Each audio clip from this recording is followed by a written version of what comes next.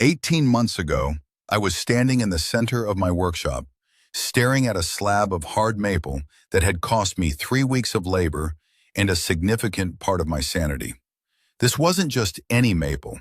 It was bird's eye maple, a rare, capricious, and hauntingly beautiful mutation where the fibers form tiny, swirling knots. To the uninitiated, it looks like frozen raindrops on a window pane. To a woodworker, it's a minefield. This wood doesn't just resist you, it actively fights back. I was at the final stage, finishing the surface, and I was seconds away from chopping the whole thing into kindling for the winter stove. The anatomy of a failure. My tool of choice was a classic number 4 smoothing plane, tuned to the standards of the finest European conservators. I had spent hours on the setup. The blade, high-carbon steel, honed on waterstones up to 6,000 grit. The geometry, a barely visible 30-degree micro-bevel on the edge. The chip breaker, mated so perfectly to the blade that not even a human hair could pass between them, set exactly 0.5 millimeters from the cutting edge. On straight-grained oak or ash, this setup produces shavings so thin you can read a newspaper through them. It leaves a surface that glows. But the bird's eye maple didn't care about my settings. The first pass was perfect. The second pass was clean. But on the third, the plane emitted a short, sickening sound, like the crunch of breaking ice. I stopped instantly. I lifted the tool and saw it, a tear-out. A tiny, jagged crater about a quarter millimeter deep where the fibers had decided to dive into the board against the grain. In bird's eye maple, the grain direction changes every 3 to 4 millimeters. There is no with the grain. It is a chaotic, three-dimensional knot. I tried everything. I backed off the blade until it barely kissed the wood. I increased the angle of attack by shimming the frog to a higher pitch. I swapped directions. The tears got smaller, but they never disappeared. After an hour of this battle, the surface looked okay under direct overhead light. But then I did what every obsessive craftsman does. I placed a lamp at the far edge of the workbench and let a raking light graze across the wood. My heart sank.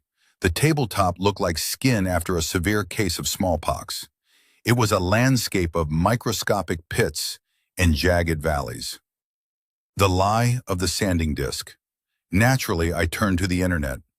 I waded through thousands of forum posts and watched dozens of expert videos. The consensus was unanimous. Drop the plane, pick up the sander. They told me to start at 120 grit, work my way through 220, 320, and finish with a 400 grit abrasive. It sounded safe. It sounded logical. But I knew in my gut that sanding is the slow death of figured wood. When you sand, you aren't cutting fibers. You are tearing and crushing them. The resulting wood dust clogs the natural pores, acting like a veil that kills the chatoyancy, that deep inner light that cabinet makers call the shimmer. A sanded surface is flat, like a piece of paper. A plain surface is alive. It has depth. It plays with the light like a gemstone.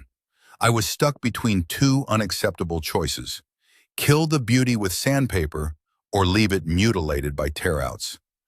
The master on Vasilyevsky Island. The solution came a week later, almost by accident. I was in St. Petersburg visiting an old acquaintance, Viktor Andreevich, in his workshop on Vasilyevsky Island. This man is a relic of a different era. He was restoring furniture for the State Hermitage Museum back when I was still learning how to hold a chisel. On his workbench lay a panel of Karelian birch, a material even more temperamental than my maple. Karelian birch is essentially one giant, swirling knot. I walked over and ran my hand across it. My fingers slid as if over polished granite. It was absolute glass. No snags, no fuzz, and a depth of grain so profound it felt like I could reach 2 inches inside the wood. How? I asked. Is it a scraper? A Japanese plane with a 60-degree bed? Viktor Andreevich chuckled, wiping his hands on a rag. He reached into his workbench drawer, rummaged through a pile of shavings, and pulled out a stubby, battered piece of a common white paraffin candle. It was worth maybe 5 cents. With this, he said. I stared at that candle stub, convinced he was playing a joke on me. I've spent 20 years in this craft, and I couldn't comprehend how a bit of wax could replace hours of tool tuning and decades of experience. Then he took his old cast-iron plane, turned its sole up, and with a single, light stroke, ran the candle from the toe to the heel. It left a faint, matte streak on the gray metal. He set the plane on the Karelian birch and pushed. The sound wasn't a cut. It was a hiss, like silk sliding over silk. A long, tightly spiraled shaving emerged from the mouth of the plane, unbroken and translucent. And beneath it? Beneath it was that same impossible mirror finish. I stayed in his shop until late that night. We drank 3 liters of tea, and he told me things you won't find in modern textbooks. He explained that I had been fighting the physics of the wood without understanding the nature of friction. Today, I'm going to pass that knowledge to you. We are going to break down why a simple candle allows a plane to cut where it should rip, and why the temperature of your tool's soul is the secret boundary between a good result and a masterpiece. Viktor Andreevich is 73 years old now, a man whose life is written in the scars on his palms and the wood dust permanently embedded in the creases of his knuckles.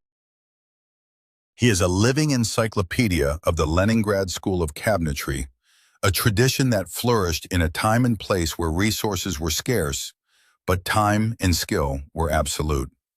As we sat in his workshop, surrounded by the scent of old shellac and machine oil, he told me that in the mid-1960s, when he was a green apprentice in a state furniture collective, the rules were ironclad. The code of the apron pocket. Back then, you didn't just walk up to a workbench and start pushing a plane. Every morning, the headmaster, a stern veteran of the front lines, with a gaze that could level a forest, would conduct an inspection. He wasn't looking for your notebook or your grades. He was checking the contents of your heavy canvas apron.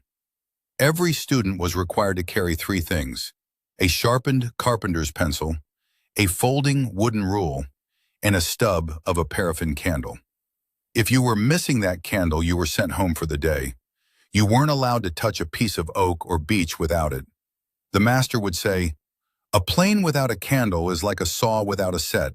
It will cut, but it will suffer." In those days, ruining a piece of valuable timber was considered a violation of technological discipline.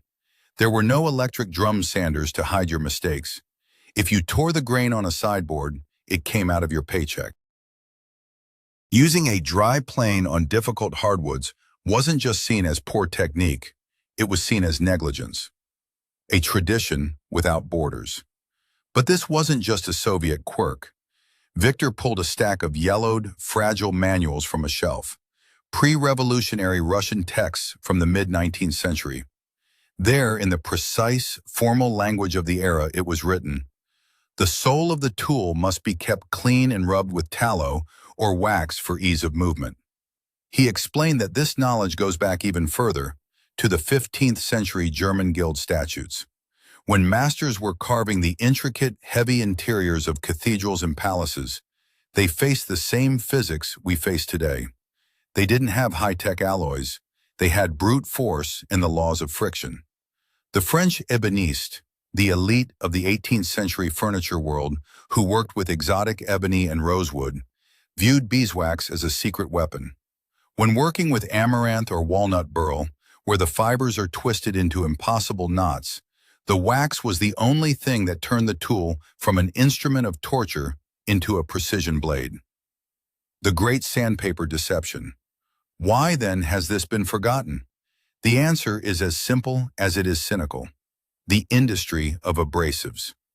As soon as sanding became a standardized industrial process, the art of the finished surface from the blade began to die. It's easier to sell a consumer a pack of 50 sanding discs and a noisy orbital machine than it is to teach them how to lubricate a plane. We've been conditioned to believe that a sander is a necessary step, but it's actually a compromise. When you sand a piece of wood, you are effectively bombarding the surface. You are tearing fibers and filling the open, breathing pores of the wood with a mixture of dust and adhesive residue from the sandpaper. The surface becomes dull and optically opaque. The old masters had a different philosophy. The tool must work with the physics of the material, not break it over its knee. They understood that wood is not a uniform plastic. It is a bundle of organic capillaries. The engineering of the interface.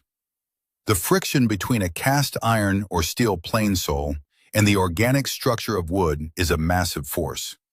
During a dry stroke, the metal literally grabs at the fibers, creating microscopic snags and vibrations. These vibrations are what tell the blade to dive into the wood and rip it out instead of slicing it. Victor showed me under a magnifying glass what happened to my maple. In the sanded areas, the cells were crushed and chaotic. In the areas where he used the waxed plane, the cells were sliced clean, acting like tiny, polished lenses. By applying that 5-cent candle, he wasn't performing magic. He was reducing the coefficient of friction by a factor of 3 or 4. He was converting dry friction into boundary lubrication. We often think the past was better because people were more patient. Victor corrected me on that. They used the candle because they worked 12 hours a day. They used it to save their shoulders, their backs, and their tools. They didn't have the luxury of wasting energy on friction. Today we buy $300 planes and $5,000 workbenches, but we still work dry because that's what the modern manuals tell us. We've lost the connection between the metal and the fiber. To fix that tabletop, I didn't need a better plane. I needed to reclaim the mindset of a man who knew that a simple candle was more important than a complex setting.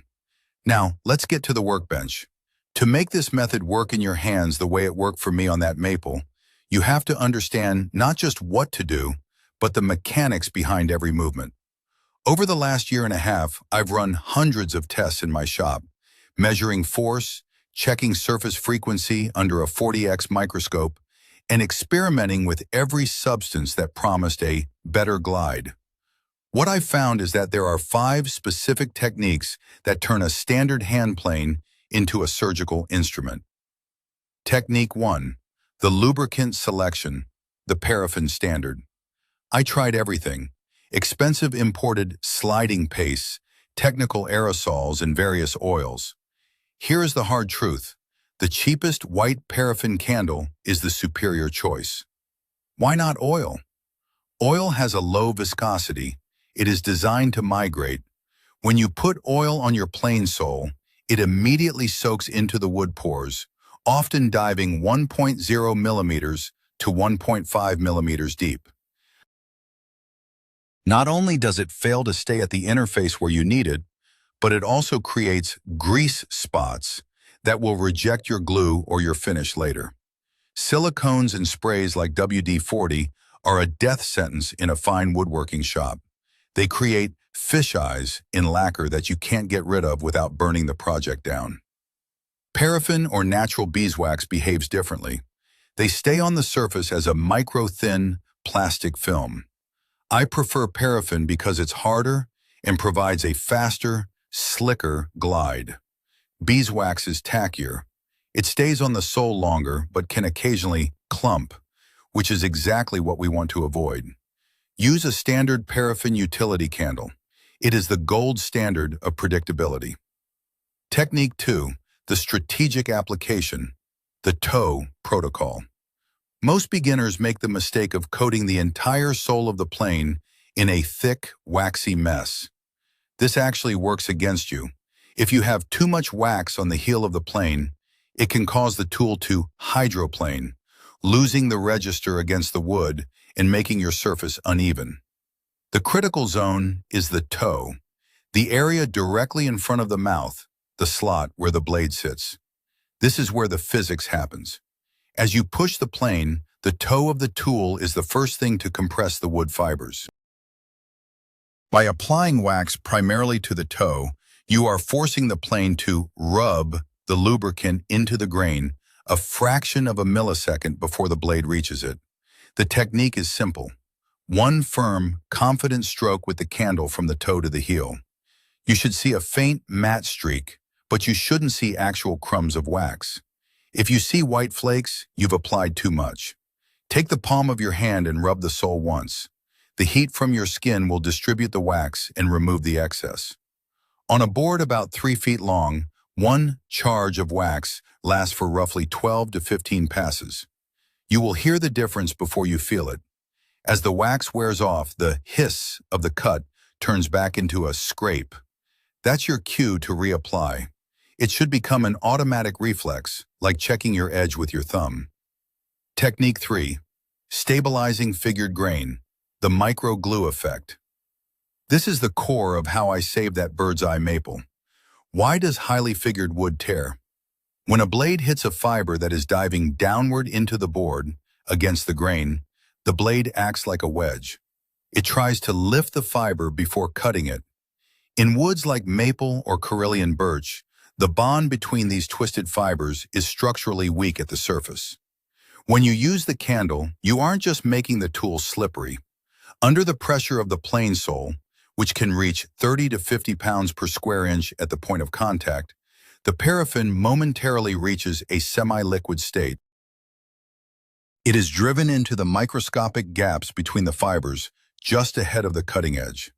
For a split second, the wax acts as a temporary binder, gluing the fibers to each other and to the mass of the wood. This increases the fiber's resistance to being lifted. The blade is then able to shear the fiber off cleanly instead of pulling it out of the board.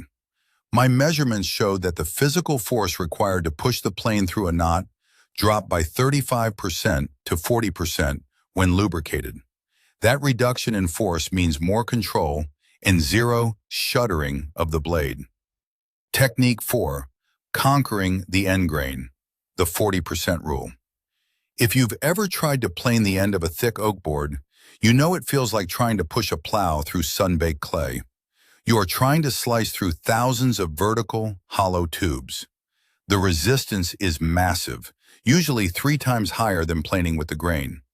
Most people compensate by taking a running start or leaning their entire body weight into the tool, which almost always results in spelching, where the end of the board shatters and blows out. With a waxed sole, end grain planing becomes a different sport. I tested this on a 40mm thick piece of seasoned ash. Without the candle, I had to exert significant force, and the plane would chatter, leaving a ribbed surface. With the candle, the tool moved as if it were sliding on a film of oil. The secret here is that the paraffin doesn't just stay on the sole. It migrates onto the bevel of the blade as well. This reduces the friction of the shaving as it slides up the chip breaker. The result is a cut that looks like polished glass. If you're making end grain cutting boards or fine miter joints, stop sanding them. A waxed plane will give you a surface so precise it will reflect light like a mirror, and the joints will fit with a vacuum seal that sandpaper could never achieve. Technique 5. Managing resinous woods, the barrier method. When you work with softwoods like pine, larch, or cedar, you have a different enemy, pitch.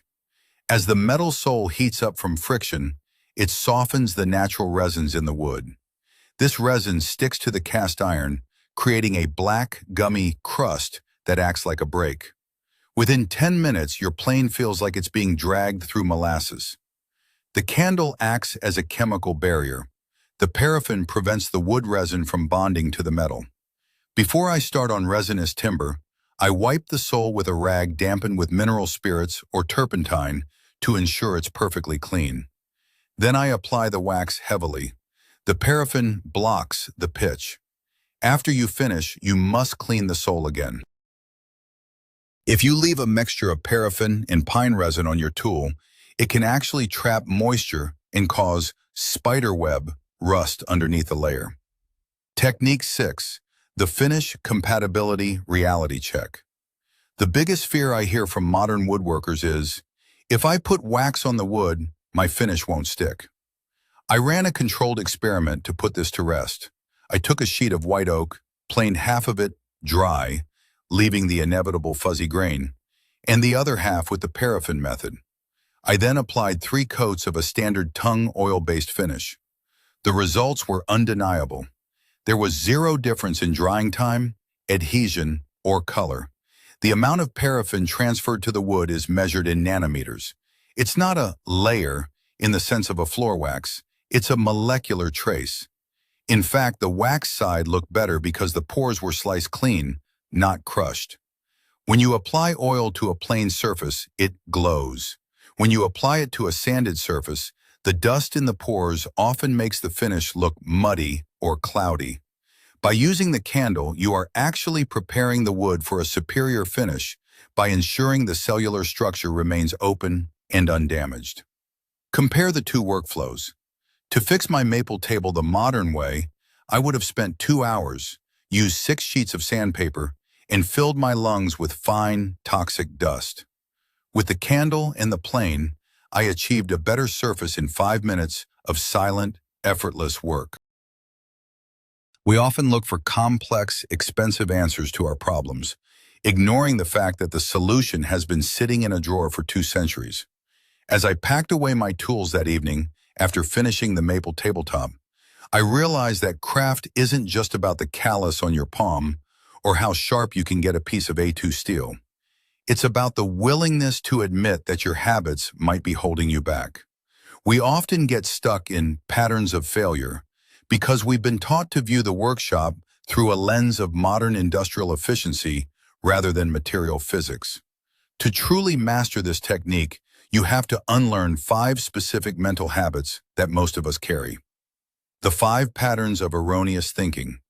First, the habit of blaming the material.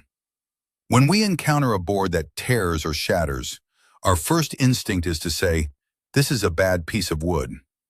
We treat the timber as an adversary to be conquered. I spent years searching for the perfect maple, rejecting boards that were too wild. But the old masters didn't see wood as bad. They saw it as a gift. If the tool rips the fiber, it's not the wood's fault. It's a sign that you haven't found the right dialogue with it. The candle stub removes that conflict. It stops the aggression between metal and fiber. Stop blaming the tree. Start lubricating the tool. Second, the cult of absolute dryness.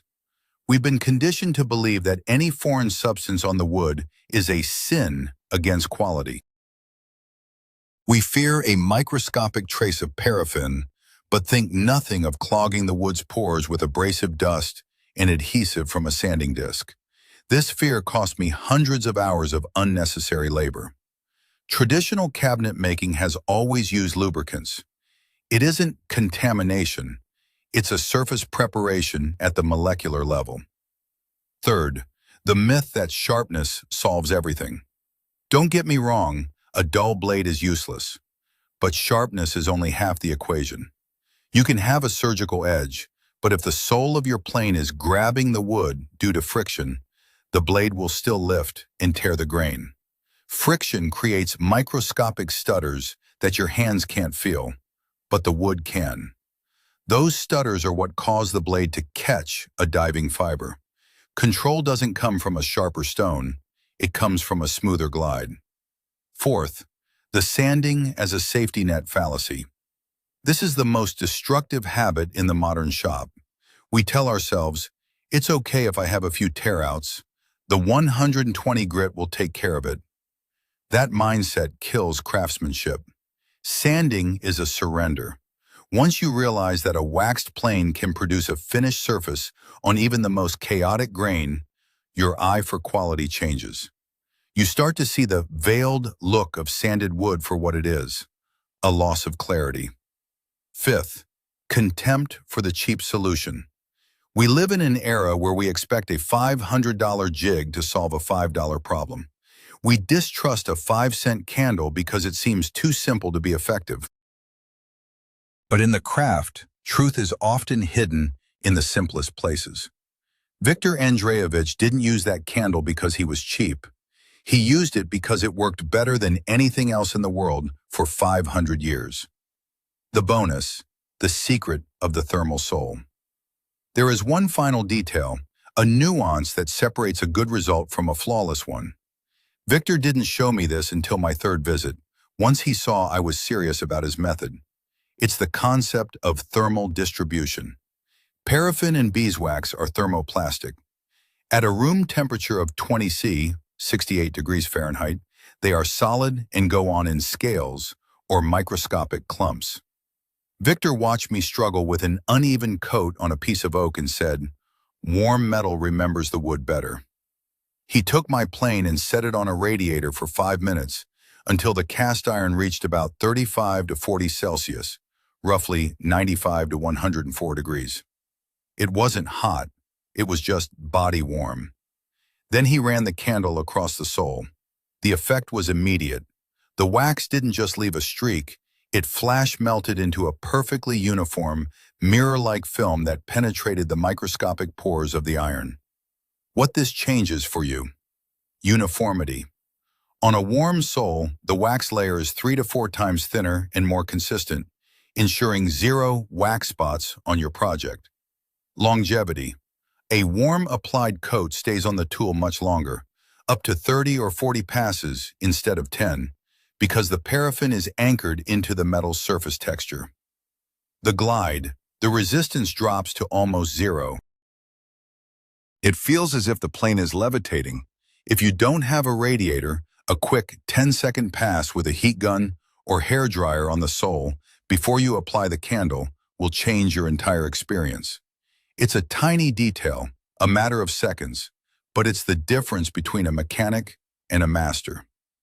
Conclusion: finding the silence. I went back to that bird's-eye maple tabletop, warmed my plane, applied the wax, and finished the surface in minutes. The wood that had almost broken my spirit now glowed like a mountain stream. Every eye in the maple was visible to its depths, clear and sharp. Viktor Andreevich once told me, "Do you know why we forgot this? Because we stopped listening." In a modern shop, we are surrounded by the scream of routers and the vibration of orbital sanders. We can't hear the material, but a waxed plane in a quiet shop, that's a conversation. In that silence, you start to hear the wood tell you exactly how it wants to be cut. I'm not telling you to throw away your power tools, but the next time you face a difficult, beautiful piece of wood that refuses to cooperate, don't reach for the sandpaper. Remember the old master on Vasilyevsky Island. Remember the Leningrad School. Reach for a simple candle stub, warm up your plane, and let your hands feel the lightness that craftsmen have known for centuries. This is the essence of our trade. Not worshiping the ashes of old tools, but keeping the fire of their knowledge alive. I'll see you in the shop.